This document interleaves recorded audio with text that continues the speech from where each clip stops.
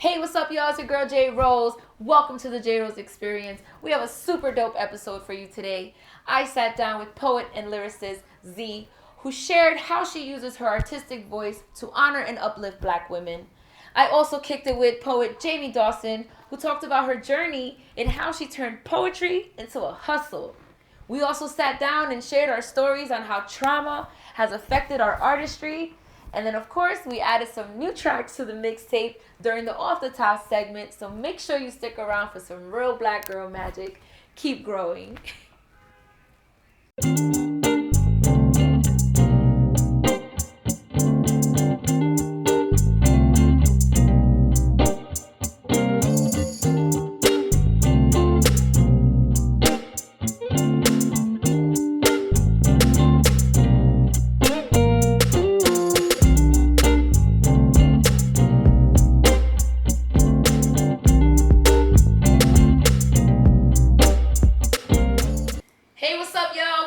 JRose Experience. I'm your host, JRose. I'm super excited about today's episode. We out here in Tampa meeting with amazing poets, amazing creatives, and today we have two really dope guests.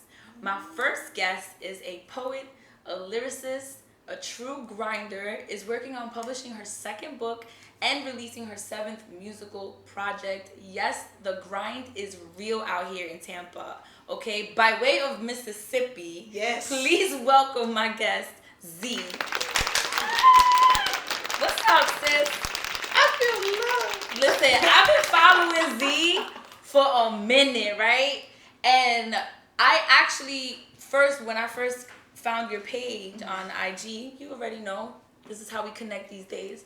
I knew you as a lyricist, so I didn't know you was a poet. And when I found out you was a poet too, I was like, oh, I need to talk to this person right here. Appreciate you. I know you've been writing since you were 10. Yes. So what made you, because a lot of times as children we get interested in something and then we lose interest in it, right, as we get older. So how were you able to maintain that interest in writing from 10 years old into your adult life? Fun fact, I actually started when I was 7. And it happened, my grandmother, I was raised in the church. My grandfather was a pastor, my other grandfather was a deacon. We were at church one night, and my grandmother fell out, and they put a white sheet on her. And me being the 7-year-old that watched Law and Order, I was like, oh my God, my grandma is dead. And so I wrote about it, and like I didn't think to like get up and I just wrote about it. And then it just carried on till when I was 10. I was going through stuff like trauma. Trauma was really what carried the poetry, and then I was able to turn my poetry into more than just trauma porn, and then just write about everything. Right. And so when I wrote about everything, I was like, okay, I can do this. This is a gift, because people were like, oh my God, Zee, you're dope. Yeah, so, you are. Now, how did you make that transition from poetry to music? That happened in 2018. I had just graduated from college from Alcorn State. Shout out HBCUs. All right. Show your kids at HBCUs. Let's go, graduate. That's right. So I graduated, and I went to this local show, and some of my former students were in this band. And I was like, oh, look at my babies. They performing, they singing and stuff. And I ran into one of my friends, and he was like working with them too. I was like, you know what? I'm going to make a poetry album. Oh, wow. And so I'm a huge fan of Big Crit. He's originally from my mom's hometown in Meridian, Mississippi. So I was like, let's just remake this song. I want to remake the light. I got my own verse to it, whatever, and go from there. And then it turned into a whole project, which was my first project, Self-Medication. Wow. And so we dropped that in October. We dropped it October 31st on Halloween. Of 2020? Of 2018. 2018. So in these past 3 years, you've dropped 6 projects? Yeah. And you're doing poetry. Yeah. So how do you balance those two passions? It's like an eeny, meeny, mo type of thing for real. Do you play rock, paper, scissors it? Yeah, I mean, probably in my mind. It just depends on what I'm feeling. Like, when it comes to my music, it's really just poetry to a beat.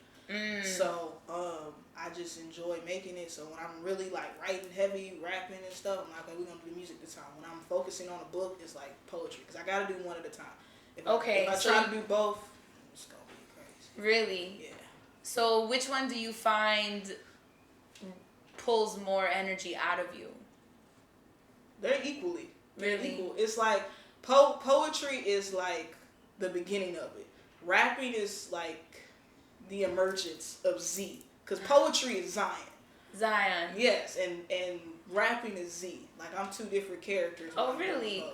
So, tell me. Oh, Lord. If you... I'm just asking a random question here. This isn't even for the show. I just want to be weird. Go ahead. So if you was to get into a fight with Z, if Z and Zion were to get into a fight with each other, right? Who would win? Z, because Z don't give a fuck. Zion's like, Z don't give a fuck. So Zion is sensitive. Yeah, Zion is very reserved. Zion is very like kind of scared. But Z is just like, we're here. This is your dream. Chase it. Zion was the academic. I was doing what everybody told me to do in my life. When I emerged as Z, I'm taking charge of my life. Right. I'm not following people's, expectations of me anymore. I want to do music. I want to do poetry. I want to live off my art. I don't want to work for nobody. That's Z. Zion's like, hey, look, I can teach. I'm smart as hell. Right. I always make money off my brain. So, but that's boring. How do they complement each other? Zion is logical and Z is very rash. Zion's like, wait. And Z's like, no, let's go. So it's like you got two of them, one on each shoulder. Yeah, it's that type of effect to a certain degree. Now there's certain aspects where we're both kind of scared, like with women, but Well, I mean, women can be scary sometimes. You're telling me.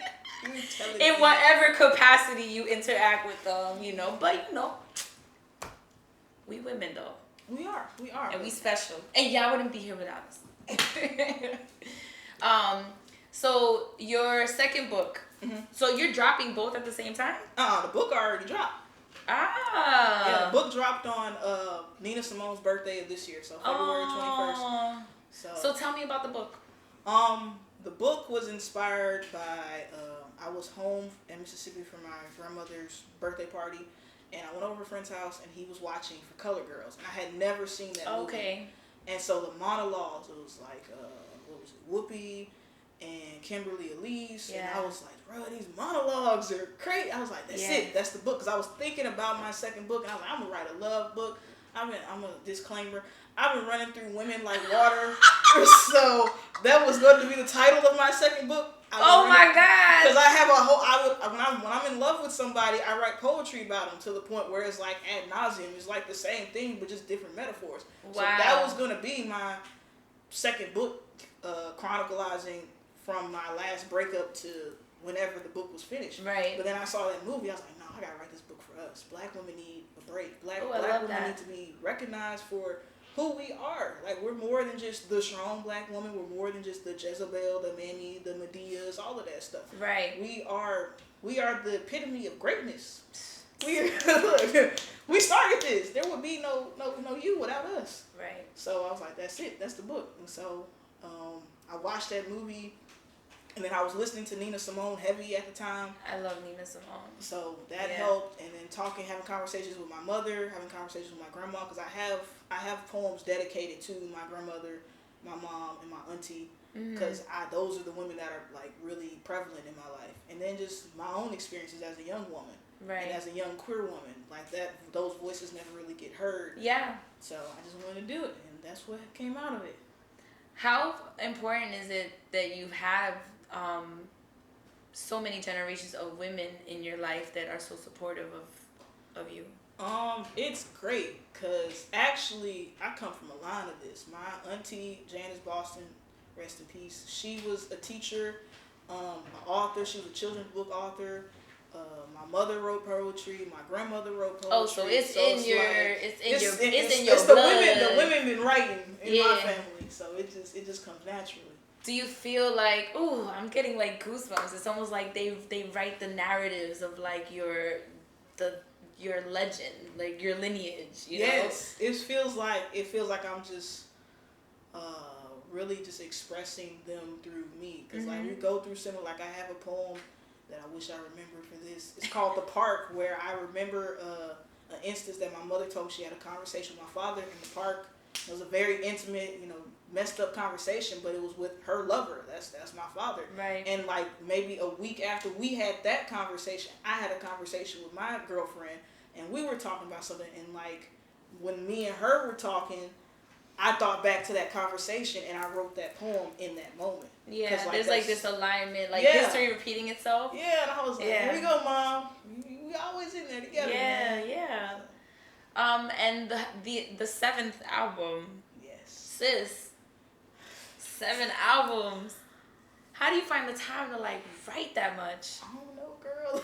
I be writing. So you just be like walking down the street writing? Look, I'd be like Lauren, bro. I just be writing everywhere. But that album, this is like my most special album in my opinion. Why? Last year, as we all know, the pandemic jacked everything up. Of course. So I really had to buckle down and reevaluate myself as a person.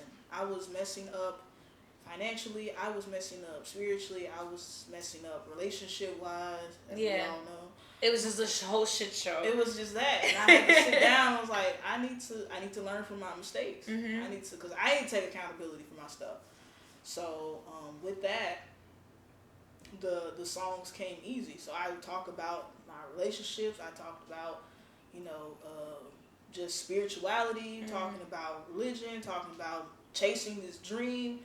And I've been saying for the past few weeks, the best thing you can do in this life is learn. Right. And if you're not learning, you're stagnant. If you're stagnant, then you ain't going nowhere. Mm-hmm. So that's where it all came from. Right. Oh my gosh. I have a weird question. Okay. I have another weird question. Oh, she about to hit me with something crazy. So, if you were an alien, what would be the name of your planet? What would be the name of my planet? I know this sounds corny, but paradise. Paradise.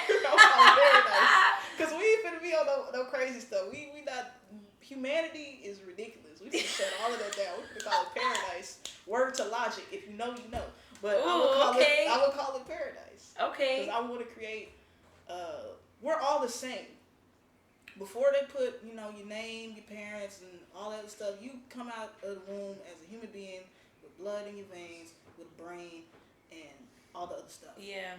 So it's everything else that man and society and the media does that separate us. So with paradise, that would not be an issue because we all human. We all want the same things in this life. To be at peace, to be happy, and to be, somewhat okay. Greed comes into play when you add all the other stuff. Right. Greed, selfishness, all that other type of stuff. So that's my type of thing. Where is my first ticket to Planet Paradise? Hey. I'm on my way. I love it. Yes. I know you got some fire to spit for us. Oh, girl, you should have ever. Yeah. Wait, so I gotta I gotta stand. We gonna take a quick break, and then when we come back, we're gonna have a performance from Zee. Stay tuned.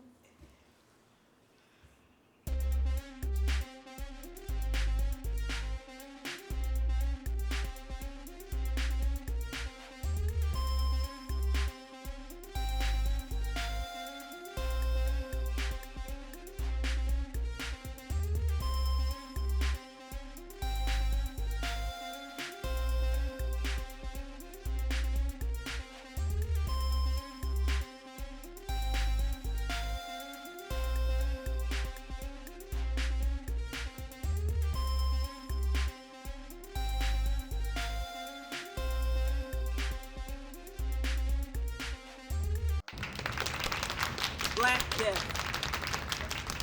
Growing up, I was the bookworm. I knew everything from Hammurabi to Obama. I was the History Channel in human form, but I wasn't ready for this unit of study. See, back in the 6th grade, I learned about the bubonic plague, also known as the Black Death, killing millions of Europeans thanks to no indoor plumbing and dirty rats. I guess they could steal everything else from Africa except for how to wash their behind and dump their stuff properly, but that's besides the point. They say that the Black Death ended in 1353, but it didn't. It manifested into colonialization and slavery, destruction and disease. From Africa to the West Indies, under the covers it laid in Europe, but it found a home right here America, festering and bulging over like the boils on Pharaoh's people. My people only saw the promised land with death toll, separations inside of me, utter lack for humanity. My people kept dying, physically and mentally trapped in this fear and complacency, slavery, black code, sharecropping, Jim Crow, 13th Amendment, private prison slavery, civil war over basic rights. Reagan, Nixon, Clinton's 3 strikes, war on drugs, stop and frisk, police brutality, name and name and name and name and name added to the list. Black trans women dying, and now Nigeria. See, I'm a bookworm in every sense of the definition, but I'm so tired of reading. I didn't even want to talk about Nigeria, but my friend mentioned it, and I told her it struck a nerve. I said it hurts too much. I sometimes have nightmares of Brianna's fate being my own. It's everywhere. On my clothes, it's a crosshair. In my apartment, it's a death sentence. My skin feels like venom, covering the little hope that I have left. How does it feel to be a problem?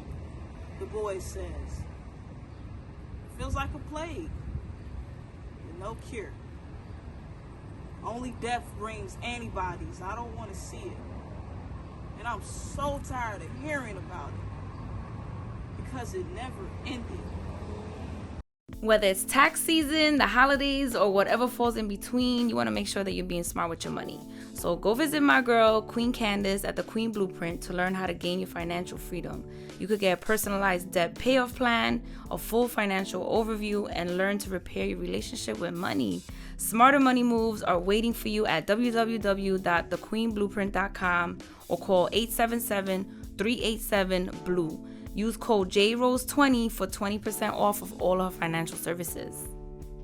Hey, what's up, guys? Welcome back to the JRose Experience. I'm your host, JRose. I'm here with my next guest today. She is a Tampa-based poet, singer, award-winning writer. Her work speaks on Black life, multiculturalism, human rights, women's rights. She's out here doing the damn thing. She's a hometown hero, and I'm so honored to have her here on the show. Please welcome Jamie Dawson. What's up? You are like glowing goddess vibes. I'm feeling it. Thank you. You know, just to welcome you to my city. You see, she is like, I'm here for the drama too, the dramatics, the theatrics. It's in me. I see. You do acting as well, right? Yes. See, the rap sheet was long, guys. All right, let me just tell you. So I want to dig right into it, right? Yes. Multifaceted, right? Yes. How do you decide what you're gonna dedicate, what craft you're gonna dedicate your time to? Absolutely. Every project speaks to me in a different way, and it's all call and response. So not every stimulation wants a poem. Not every stimulation wants like a movement out of me. So I just go with the flow, and whatever it's calling for, I start there, and then slowly kind of incorporate anything else. So then that'll either lead you to dancing or acting. You basically, anything on the stage, you're with it. Yes, absolutely. Like, acting is a place for fun, for expressiveness, for dramatics. You know, poetry is kind of where I go to where, you know, I have something to say, you know, the more like artivist. Yeah, like your voice. Yeah, like a response to the world outside around me. And like the singing is just like my soul. My soul. Like, I'm here for the soul. I love it. Do you ever feel, because you're into so many different things, do you ever feel that there's a time that your creativity is limited, or you just don't know which direction you want to go, you feel lost? Yeah, usually whenever I'm working inside a vacuum, when it's just me, it's a little harder to discern, you know, what needs to come out. So I'll just kind of sit with everything. But it's when I start talking to other artists, doing collaborations, or really listening to, you know, other people, where I'm like, oh, I could do something like that. I'm gonna jump up, I'm gonna sing, I'm gonna jump up, I'm gonna dance. Yeah. And what are some of the things that you've done, some techniques that you use to develop your creative style? Repetition, doing it again, doing it in the presence of people, doing it in the presence of people I've never done it before, and everything kind of distills itself and becomes like honed like a tonic. So over the years, I think poetry right now has the most developed voice out of me. That style, I call it angels on the periphery. Oh wow! It goes. It's okay. Everything is just like a poem coming out of her. It developed just from years with like heard him say when I came up through the youth arts movement.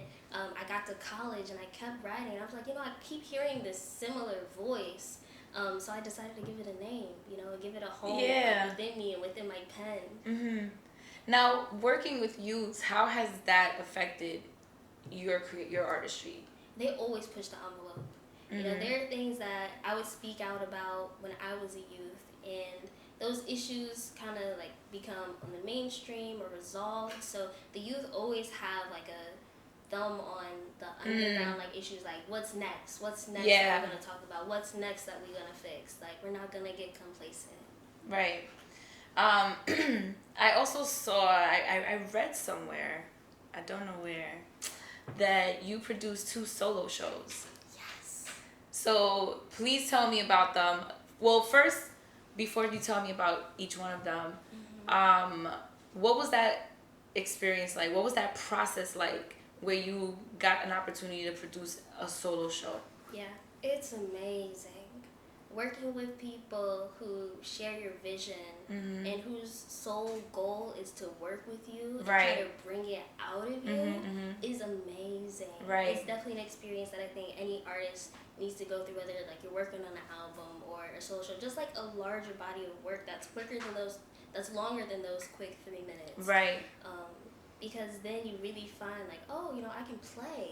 Like here's what I have to say when I know that I have a platform and I'm the only one who has it. Right. The tricks that you come up with to keep people's attention, and the truths that find a home. Because everything needs like a soft moment too. So your first show, what was that show about? That one's called Goddess at Your Feet. Goddess at Your Feet. Yes, that one took the concept of masking, because there's songs you can talk about something on the mainstream, but then also be talking on like another level with a double consciousness. Right. So it's a double conscious experience of this girl who goes through a breakup, but also is seeing news of Black Lives Matter and has a connection with just Black men like in her life. It's a roller coaster. Because there's this rectifying of like being dumped, but then this like, this loss, and then this, did I need you? And then there's this societal loss going on. Yeah, right. It's a lot. So it all like swirls and whirlwinds into each other. What did you do to prepare for these shows? A lot of research into just what makes me me, the legacies that I'm standing in as a Black woman, as a Black actor, as a Black singer, as someone who loves soul. So Etta James, Nina Simone, and Lauryn Hill. I listen to so much music. Right. I made so many playlists because music is one of those things that sends out a call that I respond to. And so I'm like, like what are these feelings and these emotions that we're complexly trying to get other people to understand? What the second show that you did, what was that one about? When I made that one, I was in Wisconsin. Oh. And I was mad homesick. Oh, really? Yeah. What were you doing in Wisconsin? That's where I went to college. Oh, I went to college at the okay. University of Wisconsin-Madison. So I was up there for 4 years with this scholarship program called First Wave Hip Hop and Urban Arts Learning Community. Wow. Tuition scholarship. So how? Let's bring that back. Let's bring that back. So, what advice do you have for anybody out there that's looking to get a scholarship to go to school? Oh, absolutely. Do you. Because you can pursue what you want and have someone cover that for you. Just be excellent at what you do and know your worth, and you can... So did you have to go through like a whole application process? Yes. So it's open to anyone in the world. Even though it's mostly based in the U.S., we did have people in my cohort from like Alaska, from China. Oh, amazing. Other people who've come from internationally. But it was talking about your passions, your growth as an artist. The pillars of the program are arts, academics, and activism. So you had to speak on yourself in each of those. Well, I see how that speaks directly to your work. That's exactly what you are passionate about writing about. Yes, and then at the end of the day, you get accepted to the university. They review your application for first wave, your portfolio, your artwork, your video submissions. Wow. And they pick like 12 to 16 people. They probably get like thousands of submissions. A lot. So how would you call that like a pivotal moment in your journey as a writer and even in your academics? Absolutely. Right. Because being in that environment, being held accountable for studying, but also being told you're an artist at the same time is a unique combination that I don't know if a lot of people get to experience. No, you're right. You know, so the university is a R1, D1 university, so I would go in with the mindset like, yo, I'm an R1, D1 artist. Yeah. Out here, you know, like it's got to be on point, it's got to be A1, it's got to speak to something. Like if I expect someone to get on the field and like win for our homecoming, like I need to be like winning in the studio, winning on the page. Right. It's a hustle. It is a hustle. It is a hustle. People don't understand what is something about that hustle. Like what is something about that hustle that you didn't expect but you were able to overcome? I didn't expect to hit so many personal walls because when it comes to making your art, like if you're blocked as a person, your art is gonna reflect it. So there's so much like relationship, trauma, environment, like things just unpack. Right. And so for 4 years I was making art, but I also felt like I was just unpacking myself as a person. You know, what's my purpose? How did I end up here? Where do I want to go? What am I doing here? Is this right for me? I mean, that's part of, you know, the journey being a young creative, and just a young adult in general. We go through those, whether you're creative or not. A lot of people ask themselves those questions. Is there someone that you're grateful in that journey that kind of helped facilitate you through that? Woo! Yes. There are a few professors, a few like staff members who would just like give us the space and the voice. A DSF, Chris Walker, who is now the chief director of the Division of Arts in Wisconsin, and Craig Warner, who is an amazing, phenomenal professor in Black arts, in the culture, in civil rights movement, and movements in general, in the Vietnam War, and he gave me so many tidbits that I was able to reflect on and put into my art. Like, he would see me, be like, you are here. I don't know if this place deserves you, but you're here. That's very beautiful to hear from somebody that you look up to. Yes. Do you feel like that's what inspired, that's part of what inspired you to like work with the youth the way you are? Yes. Because I know that I don't know everything. Yeah. But I do know my experiences, and if I can use what I know of my experiences to help someone else, then that's what I'm going to do. Right. You know, I always say, like, a world in which I am doing okay is a world in which you're doing okay. Like, if I can create the world so that JRose is thriving, I know that I'm creating the world in which Jamie is thriving. Right. No, I feel that. Yeah. I'm here. Like, okay, poet.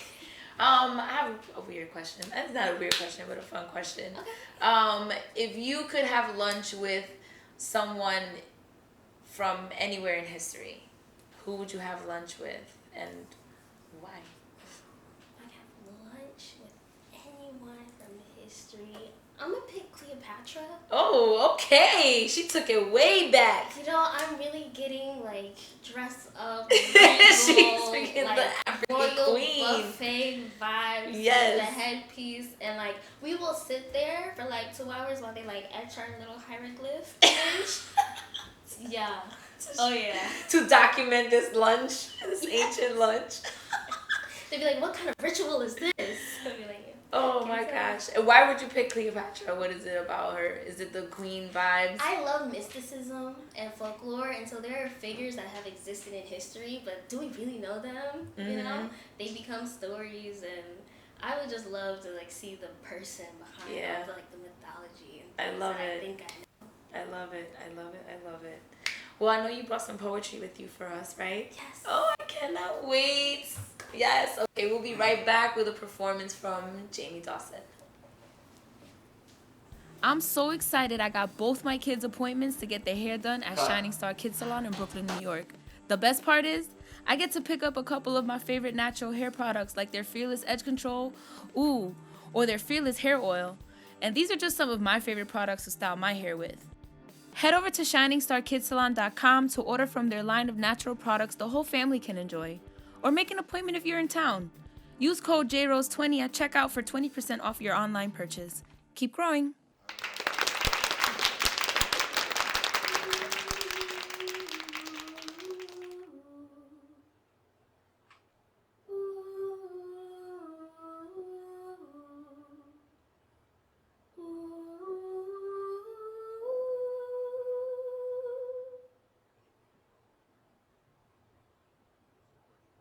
There is a little groundhog sleeping in the ground. On February 2nd, he'll wake and look around. If he sees a shadow, he will be afraid. And 6 more weeks of winter will be here to stay. Winter. The cold, dreary season in which survival becomes a little harder and salvation is not easily found. It is in this season when an innocent tradition started in Punxsutawney, Pennsylvania, migrates south and becomes Punch a Scrawny Non-Pale-Skinned failure on February 26th. A groundhog sees a 17-year-old shadow named Trayvon Martin. He started to run, but this hog thought that he was a pig, and so deserts and rainbows spill from the pockets of Trayvon and sprinkle sun showers on my sunshine state. Bang. 6 more weeks of winter. On November 23rd, another groundhog sees a 17-year-old shadow named Jordan Davis outside a gas station, maybe refilling his hopes and dreams while drowning out his fear of these streets with his music. He started to turn it down, but then realized that there's no slowing the tempos of this lost generation, and we don't answer to groundhogs anymore anyways, but I guess this filled it with rage because bang. 6 more weeks of winter. It seems like groundhogs are resistant to plagues that periodically wipe out large numbers of wild animals. We have always been treated like nothing but wild animals, and I wish that I could apologize for the actions of my home state, but it's exercising the mind frame of a country. On August 9th, a hog sees an 18-year-old shadow named Mike Brown. There was enough time before the 6 bullets made contact with his unarmed body for his short life to flash before his eyes, but not enough time for us to realize it only takes 2 fingers to destroy an entire existence. One, to pull the trigger. The second, to point the finger at the victim and tell him that it was his fault. Bang. 6 more weeks of winter. On February 23rd, Ahmaud Arbery eclipsed the sun. Caught in his penumbra, frightened groundhogs could not see that he was celestial body, only saw the shadow. The weather in Glenn County, Georgia teeters between 42 and 67 degrees Fahrenheit, so it's no wonder that these hogs thought that they were on the brink of spring. Tried to citizens arrest all the parts of him still under construction, who knows how wonderfully he could have been made. Bang. 6 more weeks of winter. Groundhog. shooting shadows, does not lift an everlasting veil of oppression. See with your own eyes beyond your snow, as white as blood. We wait for a day in which the equinox will come, when day and night greet each other in equivalence, but until then, you would think that every day is a Groundhog's Day. But it isn't. There is a little groundhog sleeping in the ground, and countless victims all around. If he sees a shadow, he won't be afraid. And 6 more weeks of winter, 'cause he won't hesitate.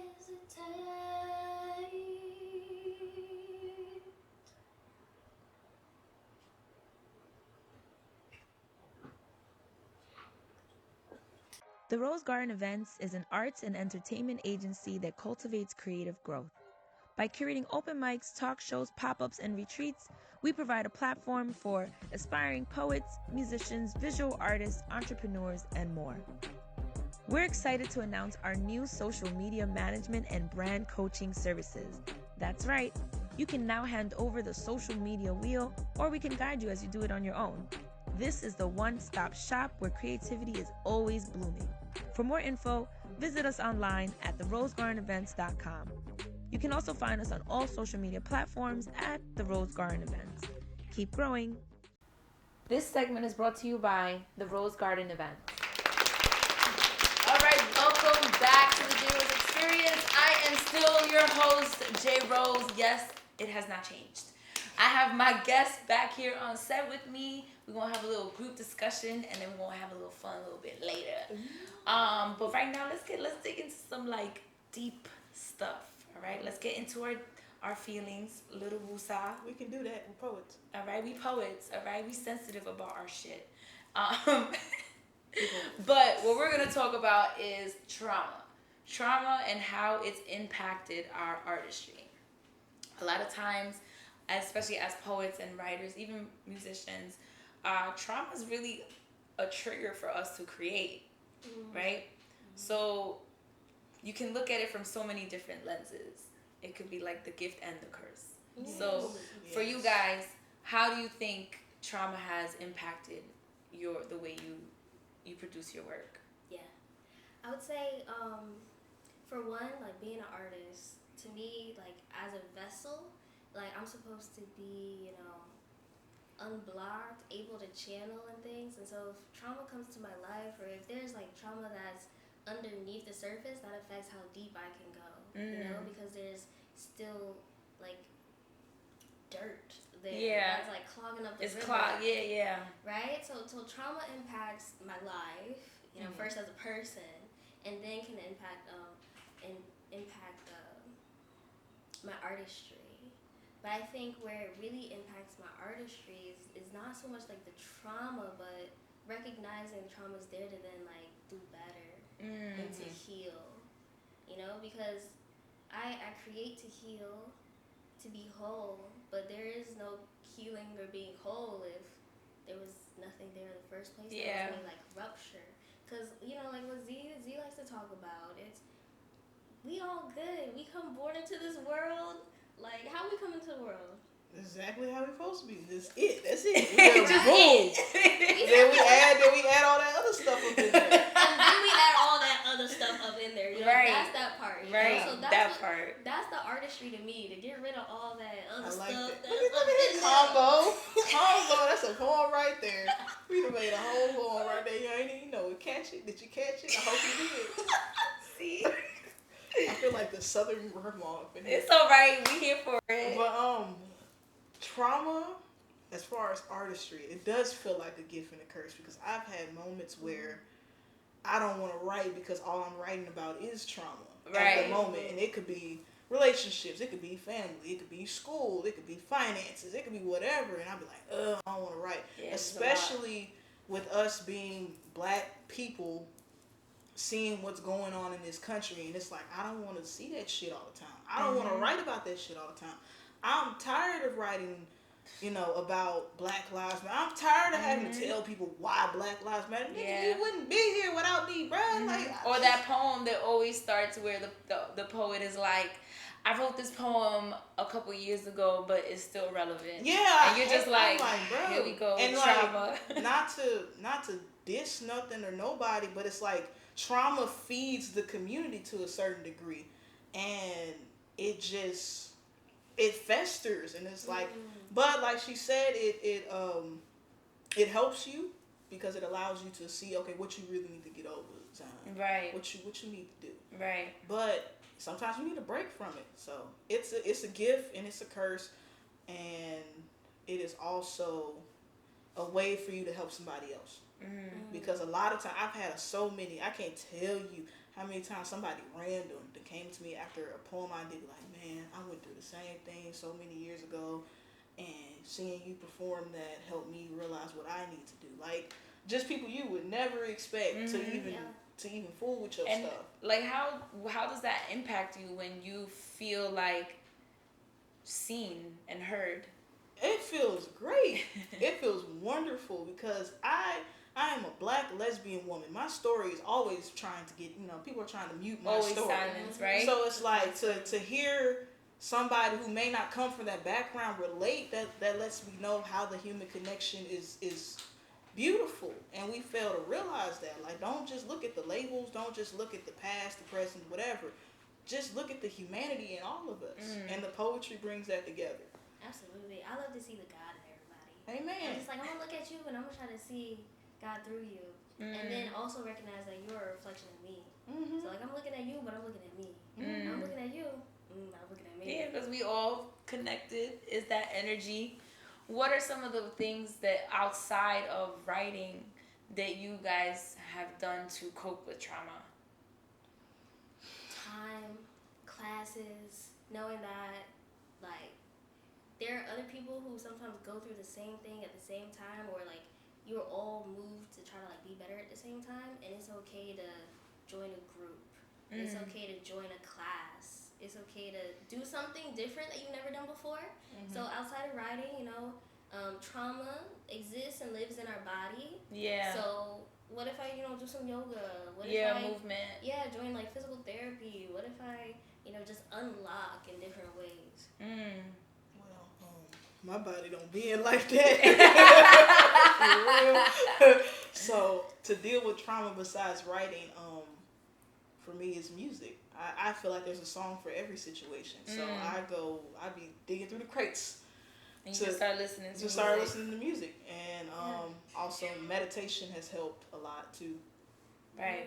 Oh, meditation? Yes. Tell me more about that. Yeah, I feel like I just be too... Oh, girl. Like, distracted. Like, my ADD kicks in. The monkey mind. Oh, well, that's what it's called for real. That's what they be saying. The little gurus be calling it the monkey mind. But I started meditating heavy last October. I started talking. These girls, man. Sometimes they help. Sometimes they These don't. girls be having you meditating to try to like... Look, she pulled an Erykah Badu on me, bruh. But, so this girl I was talking to, she was like heavy into it. And we're still friends, but like, she's like, you need to meditate. Right. You don't meditate. You just work, and do. She's like, sit down and meditate. Go listen to some affirmations and meditate. So I found these affirmations on Spotify, and it was like for the chakras. And so I started at the root.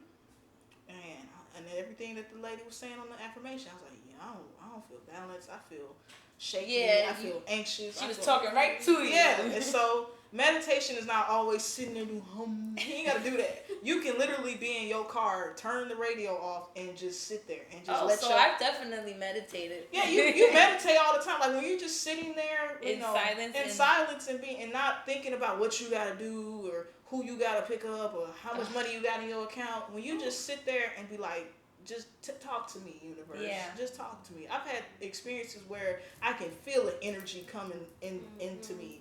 And it's like trying to tell me like, hey, you need to slow down. You need to chill out. Or like, you're doing good.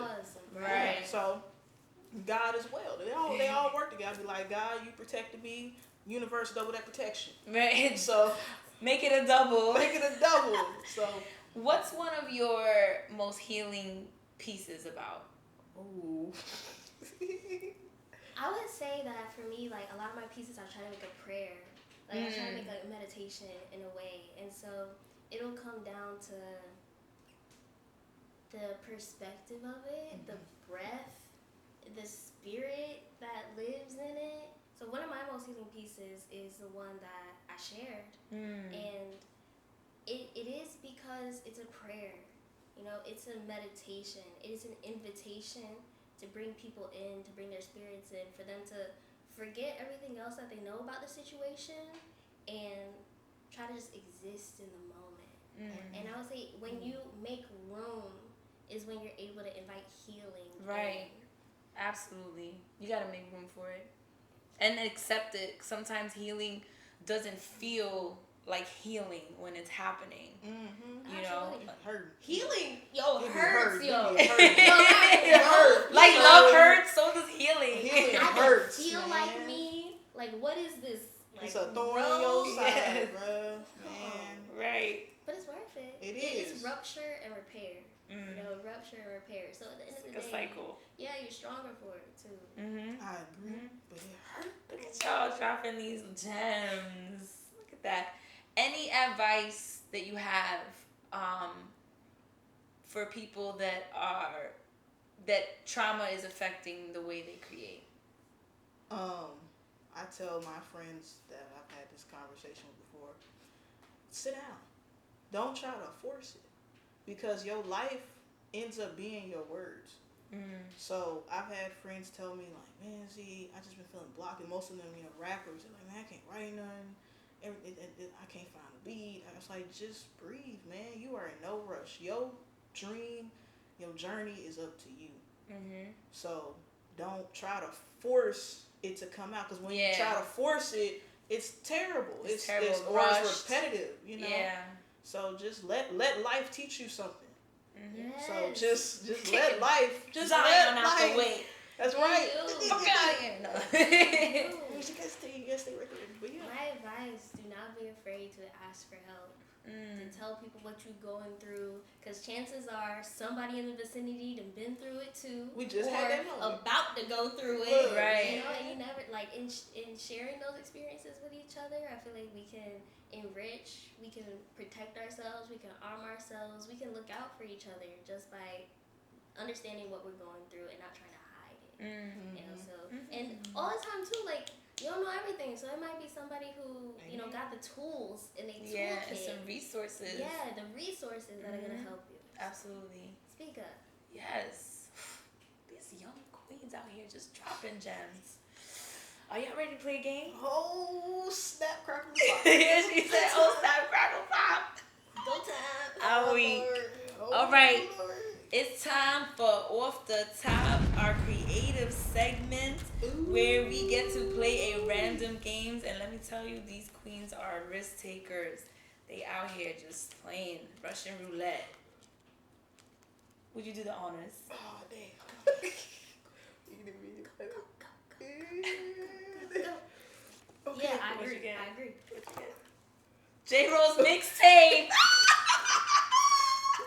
Yes. Okay, we'll be right back with JRose Mixtape on Off the Top. 911 is your emergency police, fire, or rescue. Please, I need your help. I don't care. You need to leave. Get out! He said he's gonna kill 5 people. His anger is out of control. Wouldn't you want to be there for him? Hold on, ma'am. Are you safe? When is the initial start date? We'll give you a call. When are you gonna grow up and start acting like an adult? He's crazy. Sometimes you just gotta celebrate that life sucks. Cheers, brother. This segment is brought to you by Gent and Scholar. All right, guys, welcome back. Are you ready to play the JRose Mixtape? Yes. Yes? I'm excited. All right. You better go into that, like, library of music. Tap into it. Let's go. Look Crazy for it. stuff. Good. All right. Crazy songs. What I'm gonna do is I'm going to read out a scenario to you guys, and you are each going to give me a song that best fits that scenario. Okay. All right? Okay. Ready? Yes. All right. You just won $60 million in the lottery. What song plays as you go pick up your check? Oh, that one song is like win, win, win, win, win. All I do is win, win. Oh, J-Rock? Yeah. I like that one. What's that song by Kendrick? Oh, bitch, don't kill my vibe. No, you don't talk to me about nothing. Don't ask me for no check. My vibe. Don't ask me for nothing. I got my money. All right, I'm here for it. All right. What song plays every time you think of your grandma? Blessed and highly favored by the Clarkson. You know, take it to church. Look, she a Bible scholar. Like, okay, it's not even a song, but just those like ambient meditation sounds. What your grandma be doing? She said it's not even a song. No, look. You see, you come from like right, like my grandmother is like a painter, crystals all around the house. Oh yeah. That fit. See? That fit. You right. Granny out here for the spirituals. Out here for it. Yes. You fit. All right. What song sums up your adolescence? Who? Sums up Adolescence. Something Avril Lavigne. Oh, okay. You went right. Skater boy. Skater boy. What's my adolescence? I like that song. Ooh. What's that song? I'm singing in my head. Misery Business by Paramore. What? Yes. Can you sing it? I know the musical. I play that your Guitar Hero, girl. That was my life. Guitar Hero. Guitar Hero was my life, man. I love it. I'm gonna have to listen to that. I don't Yes. play Guitar Hero. I'm gonna have to get into it. Oh, it's so fun. All right. What song would you flash mob to as a way to impress a first date?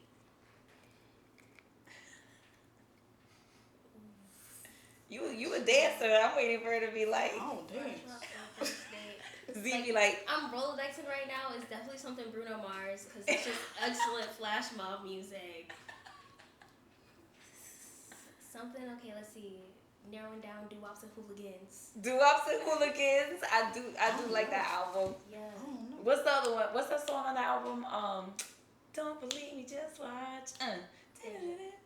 Right? Yeah. I can't sing. Sorry. Maybe Bruno. like Beautiful Girls. I'm gonna say Beautiful Ooh, Girls. Beautiful Girls. Now I gotta pick some. I like that. Flash mob first date. I'm finna just do the Soul for Breakfast Club. No, shoot. Yo, no. I forgot the name of the song. I'm just going, yeah, I got you. It's the first date. I got you. Everyone else is flash mobbing, and then Z just come out with a fist With at the the fist. end. Look, I don't dance. Okay. What's the best song for a women's rights march? Oh, that Django Jane by Janelle Monáe. Yes. Can you sing it? Oh, no. See, now you trying to catch a snippet. I tried. You tried. Future is female. I'm gonna just play For Women, but like you just know. Ooh. That's like a really weird like march, you know. It's gonna have a real. I would do solid like. two-step. What's that song? Who runs the world? Girls. Oh, Beyonce. Yeah. Some Beyonce up in there. Yeah. Nice. All right. Beyonce. What is the best Monday morning work song? Am I trying to work? Am I trying to go back to bed? So for you, it'd be that song. What's that song? The Lazy Day song? Yeah. The lazy song. Yeah, the Lazy song. Today I don't feel like doing anything. Yes. Do-do-do-do-do-do. Yeah, I know that song. I just wanna say my baby. Ooh. See, we leave the singing to you. Yep, we show them. Toss it your way. I'm picking some. I don't know if y'all listen to him, but it's Larry June, and he's a rapper. And I would play "Still Going" by Larry June. Okay. So It keeps me motivated because I don't be going to work. Listen, and then Monday mornings, those are rough sometimes. Okay. What is the saddest song known to all of man? It's too many to name. Oh my gosh. Okay, one song that makes me cry all the time. I feel like she's crying already. Her Heart by Anthony Hamilton.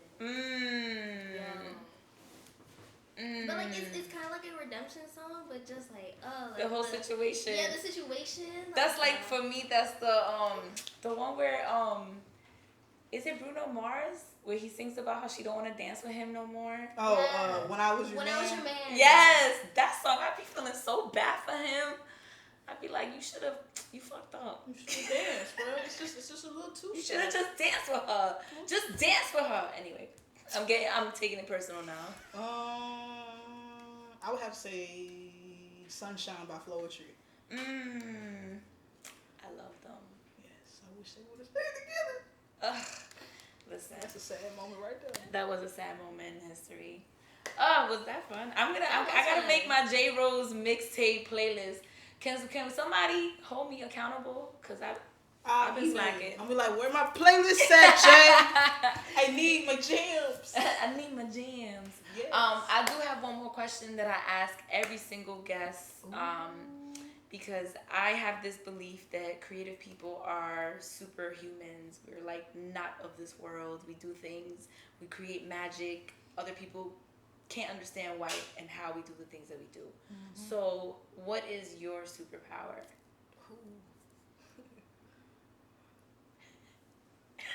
See? Ah, damn, I gotta go. My superpower is finding humor in any situation. Because I love to laugh, and I'm a jokester, as y'all know now. But yeah, finding humor, and laughter brings joy, and I love feeling joyful. So yeah, that's my superpower. I like that. And you do light up a room with your humor. It's amazing. Thank you. Ooh. My superpower is the ability to build bridges and like build a bridge out of anything. That's dope. I like that. Okay. I like that a lot. A bridge builder out of anything. I like that. Yeah. That's a JRose Experience first. I like that one. Thank you, ladies, for joining me and sharing your amazing art, sharing insight on everything that we talked about today. I know the audience loved y'all, but before we say goodbye, can you please let them know where they can find you? Okay, I'm going to get art. You can find me on ZeeThanomad. Z the Nomad. I misspelled it because I'm a rapper. But yeah, you can follow me there. I have all my stuff on there: poetry, comedy, music, all types of stuff. And that's all I really use. I'm not a Twitter person. I'm not a Facebook person, except for my actual family. Don't follow me if you not family. Don't follow me if you ain't family. I only use Facebook for birthdays, so I don't need an extra birthday to try to remember. So, no Instagram, ZeeThanomad, Nomad Gang. Go ahead. Dope. Hey y'all, I'm Jamie Dawson. You can find me Jamie Dawson most places, and Dawson the Artist at Dawson the Artist on Instagram or DawsonTheArtist.com. Ooh. I didn't even She put a boom.com on that bitch, okay? Yeah. I'm here for that, sis. All right. Well, you guys already know, but in case you don't, make sure you hit that subscribe button on YouTube at the Rose Garden events. Make sure you follow us on Instagram at JRose Experience, and you can follow me as your host at My Crumble Thoughts. Make sure you follow, share, comment, show the love. Let these artists know how dope they are, because we need to hear that. And of course, like always, keep going, guys. Peace out.